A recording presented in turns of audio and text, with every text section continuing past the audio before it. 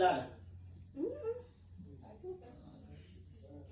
So mama mina masenzolobola kini ngifika ngithi yimi ezolobola wena awuyathi ngithunywe ngubhuti omdala. Ngozolobola ngizolobola ngubhuti wakho mina. So abantwana bakho bazothini phela Bazothi ngani umncane kangaka usikade ngizofuka batshela ukuthi leminyaka emingaka ngizolobola. Hayi kodwa phela la uyabonakala ukuthi umdala. Abangani bakho labasonke ngidala mina. Hayi mama lawo. Wayesho ufuna ngiyeza ubhuti wakho.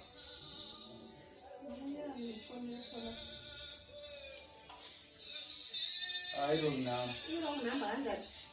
I don't number le mama. Nayi isedlule lapha madawu. Ilokukwenza. Anse ngesiza umadawu lo. Oh, i-wrong number. Hayi, i-wrong number le ufuna indawo I-wrong number kanjani?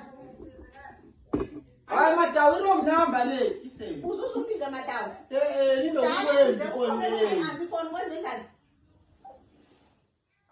Ungubani lo? Baby. Yiko usukhuluma ngefoni yesu ubhuti wakho.